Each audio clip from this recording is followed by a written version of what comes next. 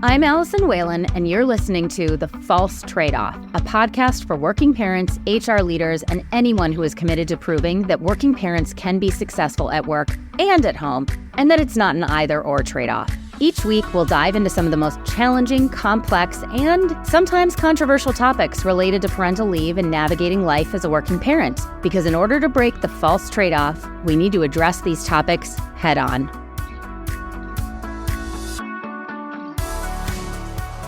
The U.S. is one of the only countries in the world without a paid parental leave mandate. And even though polls show 84% of voters support paid leave programs, it's been slow moving to get a national policy to pass. If you listen to our episode with Congresswoman Katherine Clark, we talked about how important it is for companies to get involved, to advocate for paid parental leave, that hearing from business leaders on how it will help the workforce and economy will help make a difference. One company that has committed to this work is Bobbie. You may know them for their high-quality baby formula, but they're also extremely committed to advocating for paid parental leave through initiatives like their Take Our Leave and Parents Push Harder campaigns. Our companies have collaborated on various efforts in this space, so I was thrilled to finally welcome Sarah Hardy, co-founder and Chief People and Experience Officer at Bobbie, to join me on the podcast. She shared her experience with authoring the paid parental leave policy at Airbnb and what it was like to be the first employee there to take it. We also talk about why she believes normalizing parenthood in the workplace is great for businesses and what she's most proud of about the culture and policy at Bobbie. Enjoy the episode. Sarah, thank you so much for joining me today. I cannot believe that this is the first time that we've actually spoken, given how much overlap we have as it relates to our passion and interest in the parental leave space. But thank you so much for being here with me today. I can't believe it either. I feel like we know each other. We've been in and around each other's orbits for years at this point, and it's great to be here. Yeah, we actually had to stop our prep conversation because we were worried we would ruin that for this podcast. So I'm going to start with probably one of the easiest questions for you to answer, but I think it's helpful context to start this conversation, which is Bobbie's a formula company, yet you're very well known for your work in the paid leave space. Why did you choose paid leave? Out of all of the things that you could be doing, why is that the thing that you are so well known for, that you are investing so much time and money to talk about and build campaigns around? Because it matters. It matters to me personally. It matters to our team. It matters to our leadership team. For us, it was really, really clear that this was an area that we were going to get invested in from the beginning. For me in particular, just prior to Bobbie, I was at Airbnb, and it was born out of a personal experience. I was Airbnb's first mom to return from maternity leave.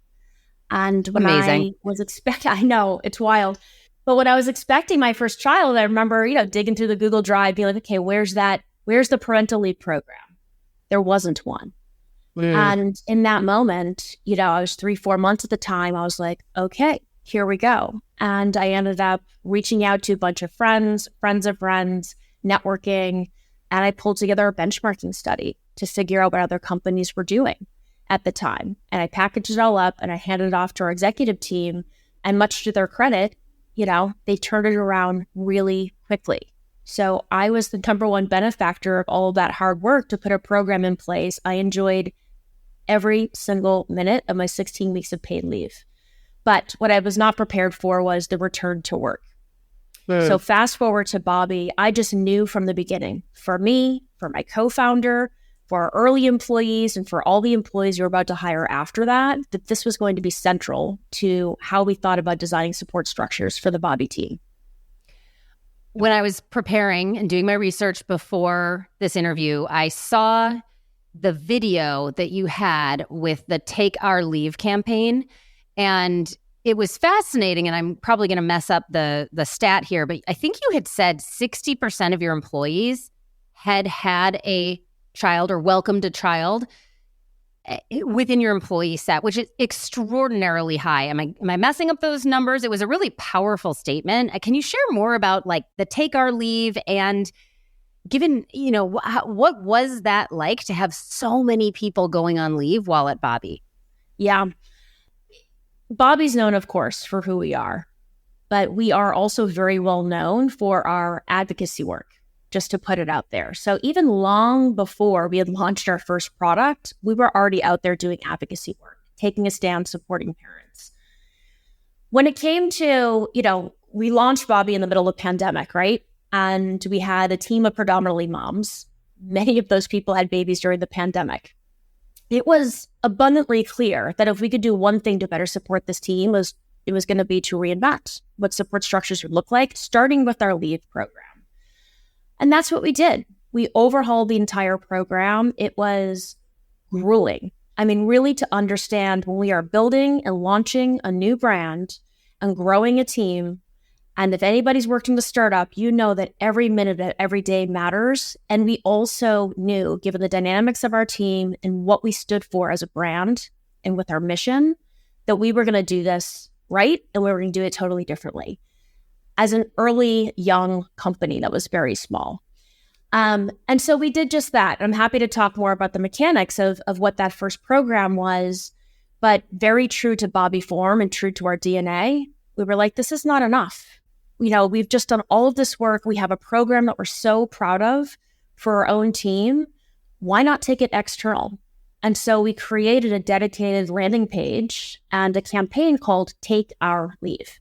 And it was intentionally a call to action to other business leaders, to other HR administrators, CEOs, employees, and really just published what our blueprint was, not to copy Bobbie's leave, but conversation starters to get businesses and employees talking around what can they put into place that makes sense for them. And we felt like, being the small company that we were, we really set out to bust the myth that you can actually put something into place that's affordable, that supports employees, and it's a win-win.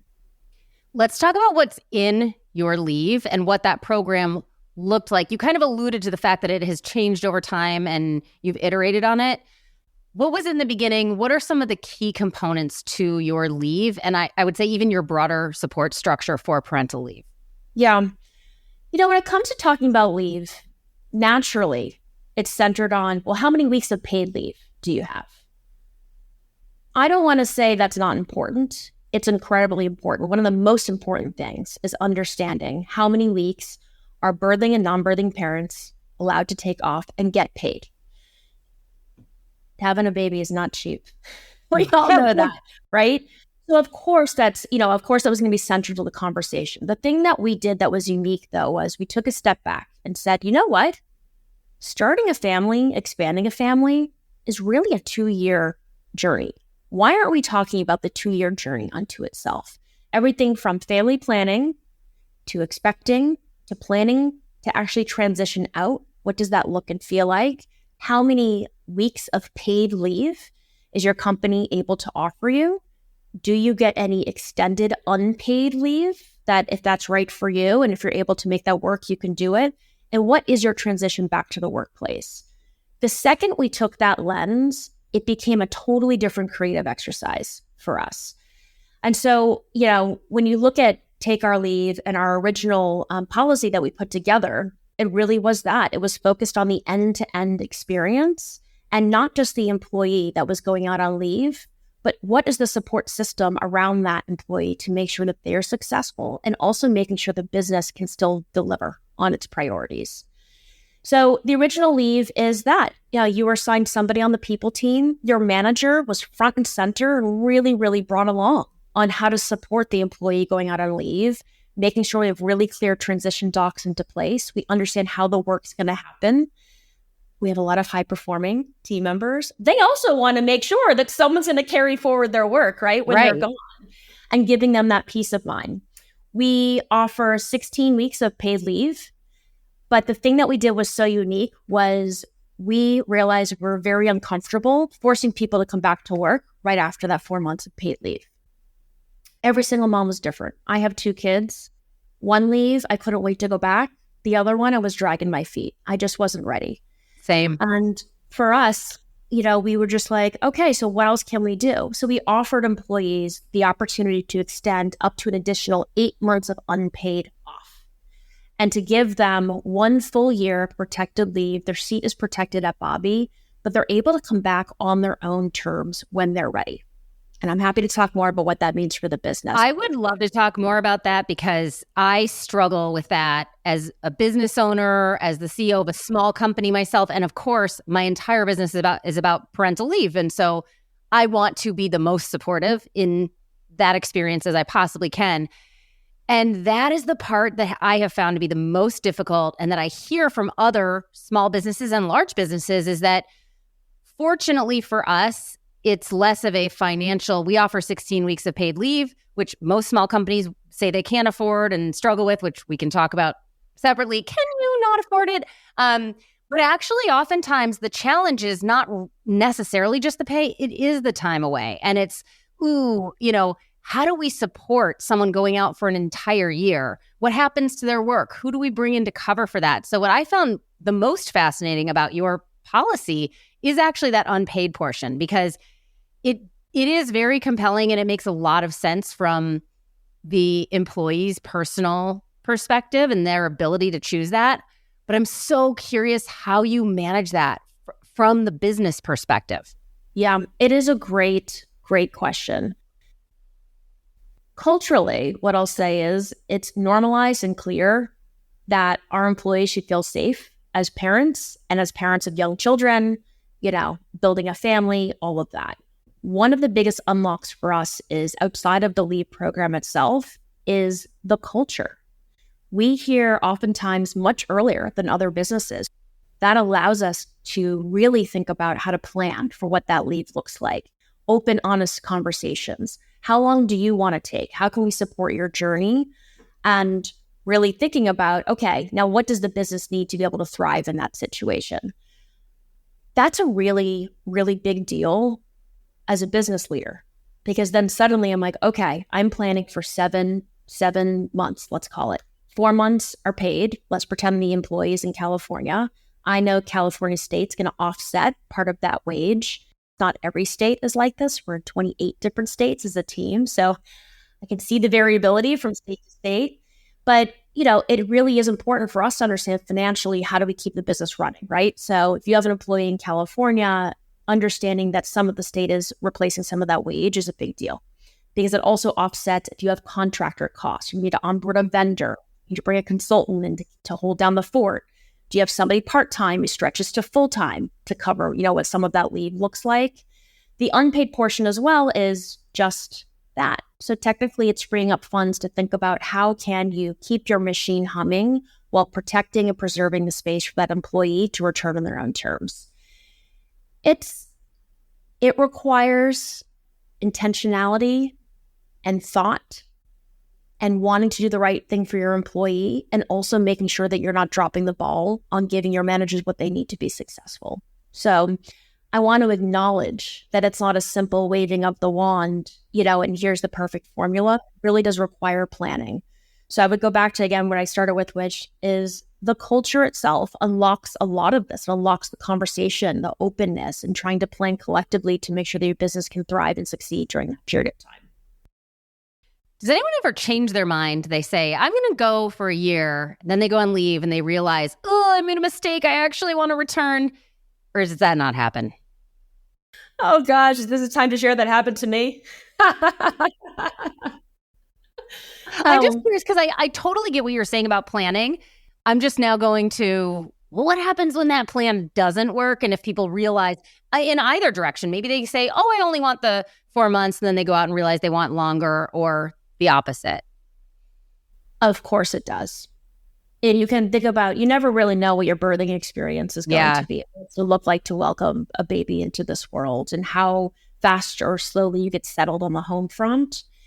As part of our parental leave program and how we support parents is we do check-ins with them along the way, right? If someone says, hey, I'm going on a leave, I'm just going to take the 4 months paid, we're not waiting until the day before to check in.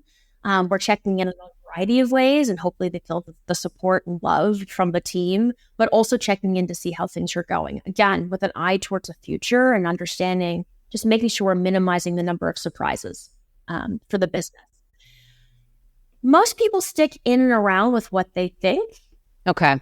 But there may be some nuance. Again, did you have a C-section? Is it going to be 2 weeks longer than what you thought from a medical perspective? There's a lot of considerations that we go through. Yeah, that makes sense. I imagine most people follow through with the original plan, but it's such an interesting structure. I'm also curious to talk about your NICU policy, which I believe is newer. It was a newer addition. The NICU policy in general is a bit of a new thing, and I get asked a lot from companies, how do we actually write this policy? Because while we can maybe agree in theory, it's actually a little bit complicated to put that into a policy to track it, especially for larger organizations. So I'm curious if you can share specifically what your policy says as it relates to NICU stays and what your experience has been with that to date. Yeah.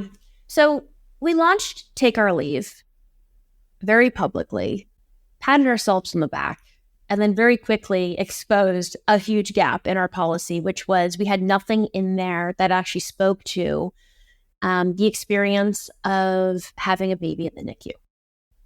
Here we are, thought we had designed this perfect end-to-end policy that serves the vast majority of parents, and we're really proud of our work. And then overnight realized that we had a huge, huge gap in here. So one of our team members, she ended up delivering at 27 weeks. And the news was a shock, of course, to her, but also to us and to her team. And I will never forget jumping on the phone, first with my head of HR, and then we ended up bringing our finance partner in as well. And just knowing we had to acknowledge that we had a gap. This employee was about to exhaust all of her paid leave while her baby was in a NICU. That was not the intention. Driving back and forth to a hospital every single day to be with her baby. The intention was to adjust to her new life as a new mom at home with that baby. And I'll be honest, this was a lot of, yes, we're going to make this work. How are we going to make it work? But also how we're going to make it work was about the numbers as well. Very few parents end up with the baby that's in the NICU. Of the parents that have a baby in the NICU, I had a baby in a NICU. It was not a long time. It was 1 week. It was one of the most stressful weeks ever as a mother for me, much less an extended period of time. We knew that by implementing a policy here, it would have a huge outsized impact on this one employee. And it was such a rare circumstance that we were like, we can do this. There's no reason not to do this.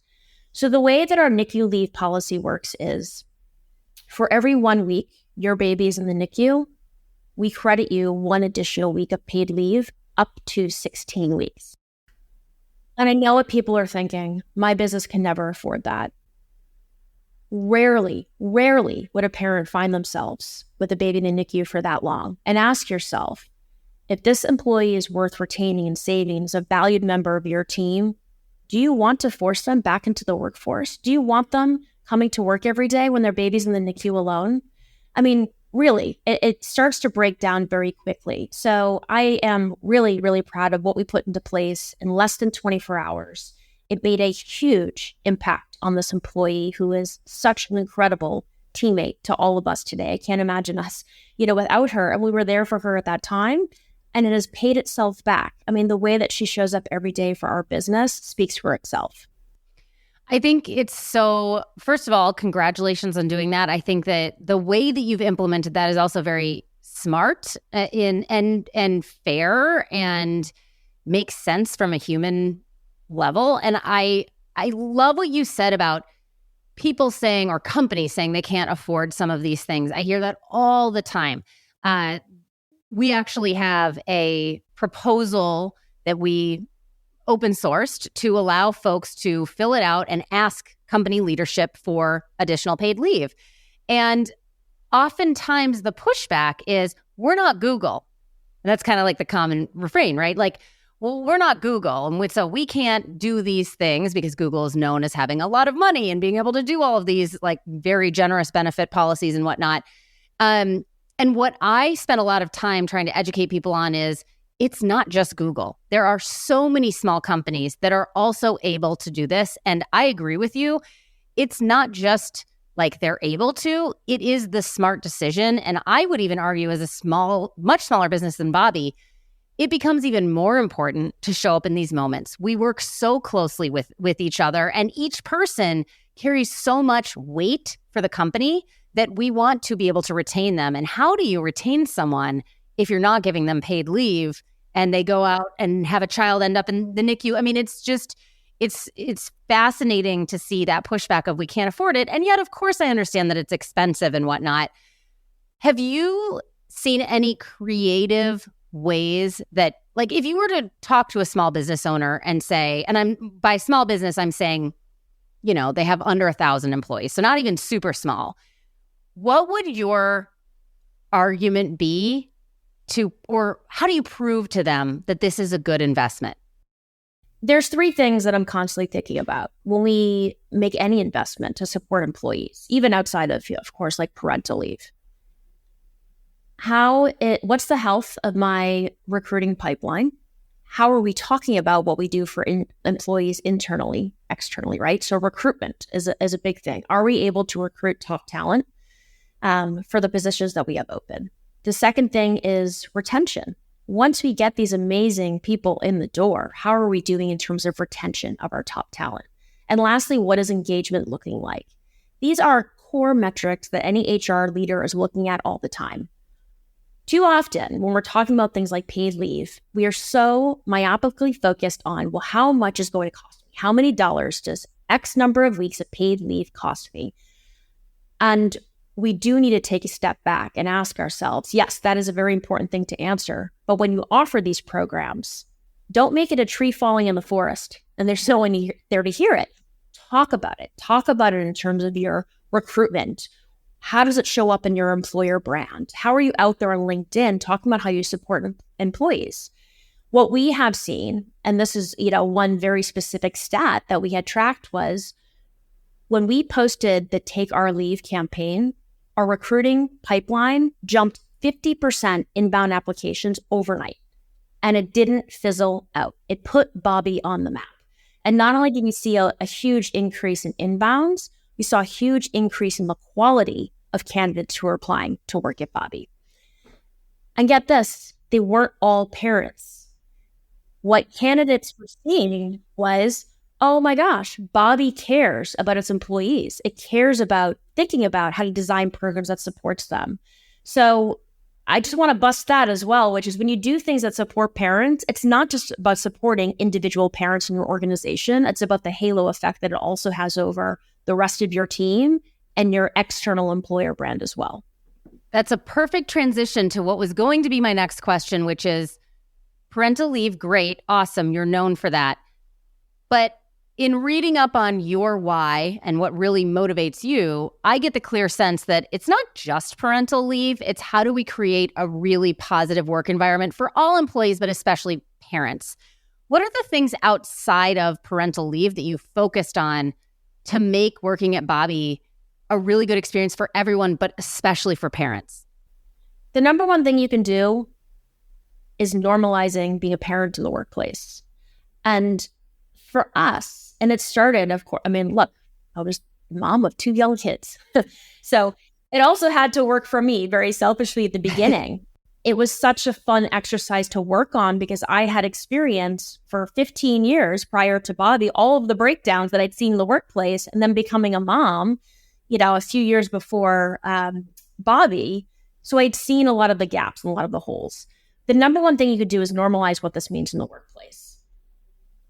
Perks, benefits, all of that is really, really important. Well, what does your culture look and feel like? Transparent calendars. What a silly little thing that has so much impact. It is so important to me. Like if I have to go to a kid's concert, the winter concert, I missed one and I will never let it down. It is not private. It's not marked as private on my calendar. It's proudly displayed Tuesday at 1 p.m. And I want everyone to know that's important to me, so I'm going to do this thing. It's not happening 3 times a week. But really, the power of living and breathing what you're saying and what you're codifying in your policies, it should be palpable in the day-to-day. And I think that is the number one thing that people underestimate, which is how are you normalizing what it means to be a working parent in the workplace? At Bobbie, when somebody's expecting a new baby, we have a one-upper culture where we do fun things to unveil who's expecting next. And until recently, we were doing this at company-wide, meetings. Yeah. That told everybody, this is not a, oh gosh, how are we going to afford this? This is a celebration of a core member of our team who's about to embark upon this amazing journey. And it sets the tone for everyone right there that this is important to us, that we recognize outside of your professional life, you have personal goals as well. So I really do think the biggest things any company can be doing is looking at their culture and how they're normalizing it. Outside of that, of course, there's perks and benefits and things to focus on that are really, really important. And they'll look different for every organization based on the composition of your team. What I resonate so strongly with is the idea of normalizing parenthood, but also one of the things that I spend a lot of time thinking about and posting on LinkedIn about is being open about parenting doesn't mean you're not ambitious. It doesn't mean that you're not a high performer. And I think oftentimes there's this idea that I have to hide the parenting piece because it looks like then I'm not as great of an employee. And that it's not this either or, hence the false trade-off. The name of this podcast is that's the idea there. And that oftentimes when you give that flexibility as an organization, when that's part of your culture, now all of a sudden parents, and this is actually quite unfortunate, that they feel so lucky to be at an organization where that's not taboo to go have lunch with your son in school on Friday.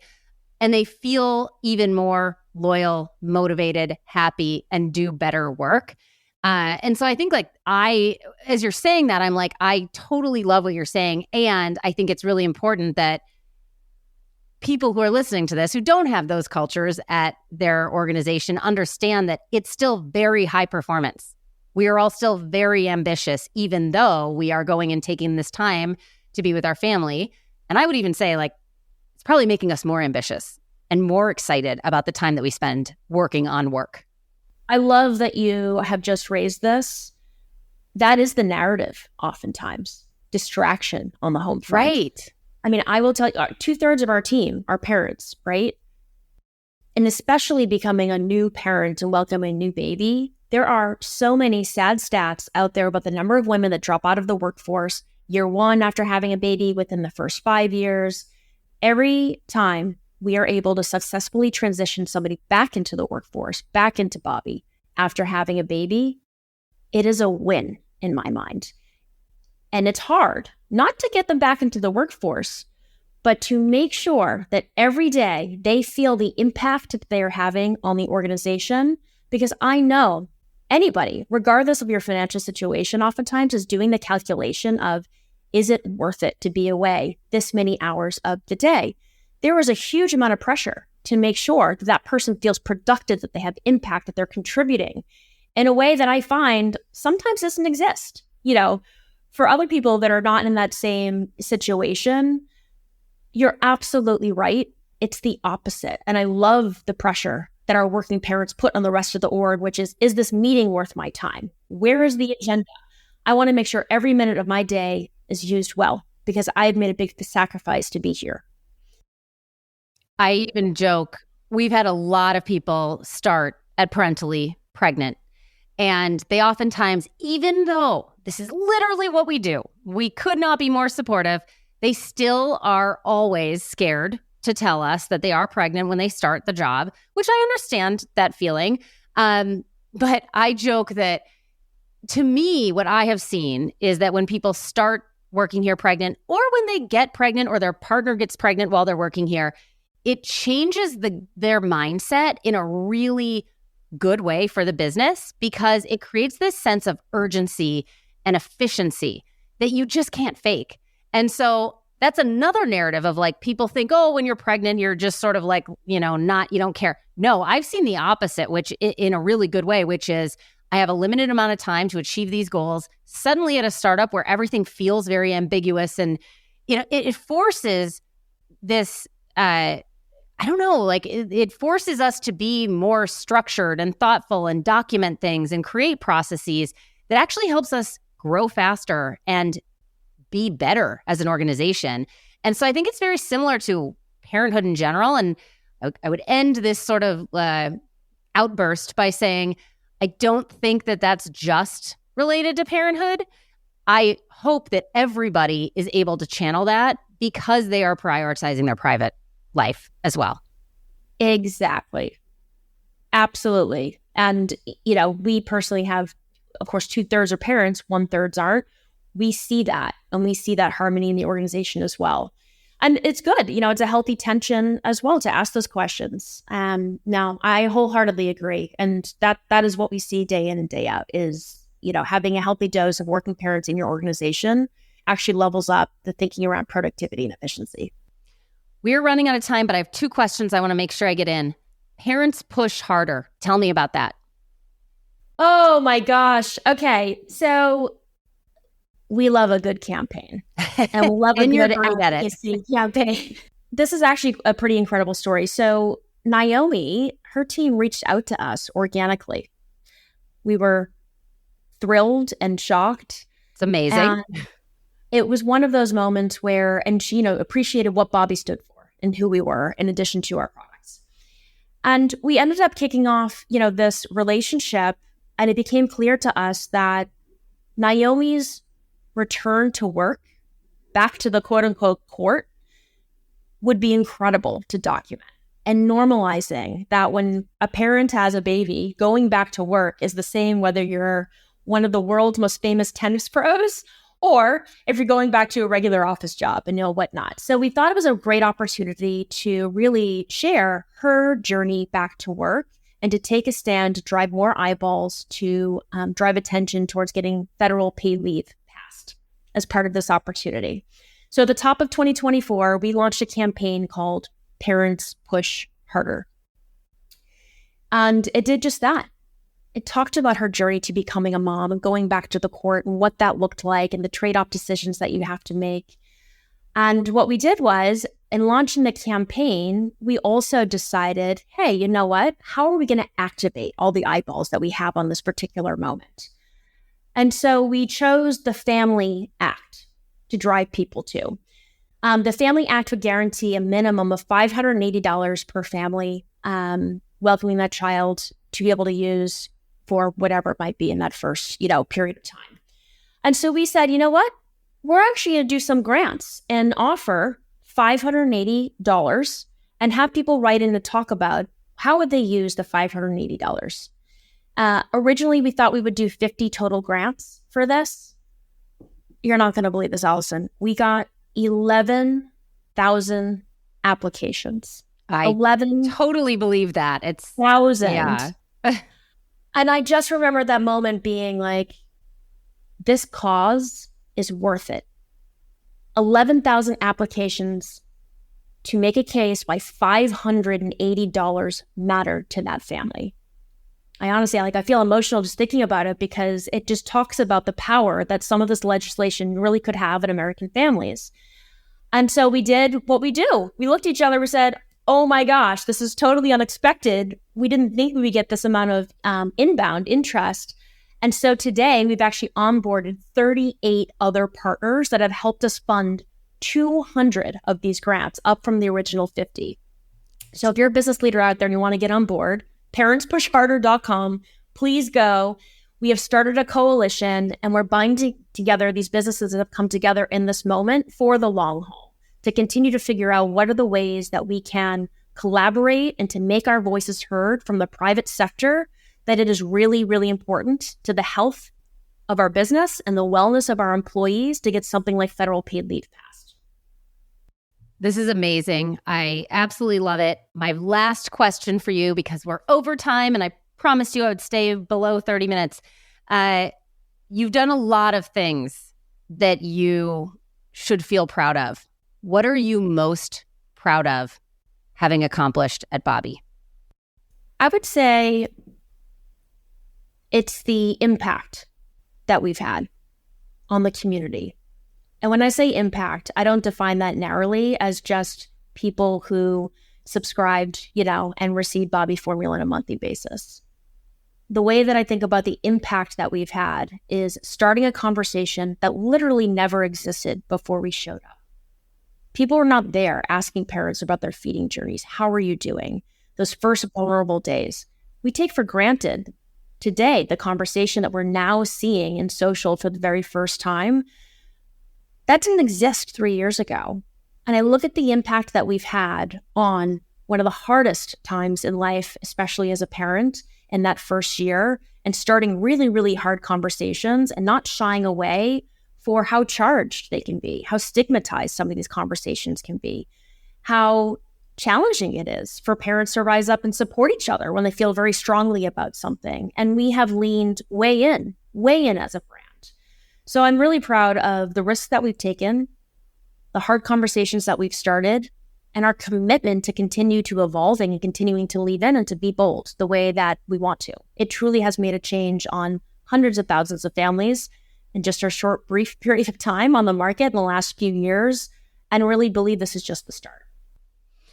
Thank you so much for being here with me today. I am in awe of all of the work that you have done, that Bobbie has done, and I really appreciate you sharing in so much detail some of these things that you've done. And we are here to support you and to amplify your messages. I think everything you've said, I agree with so wholeheartedly. So this has been a pleasure for me to finally meet you. And I hope this is not our first and last conversation. Definitely not. Thank you so much, Allison. Thanks for listening to this episode of The False Trade-Off. Make sure to subscribe if you like what you heard, and give us a follow on LinkedIn to continue the conversation on all things working parenthood and parental leave. Is there a topic you'd love us to cover in a future episode? Drop us an email at hello@parentally.com. And if you're looking for support on preparing for parental leave, head over to www.parentally.com. We have checklists, guides, and other free resources to help you make the experience a little bit easier. That's PARENTALY.com.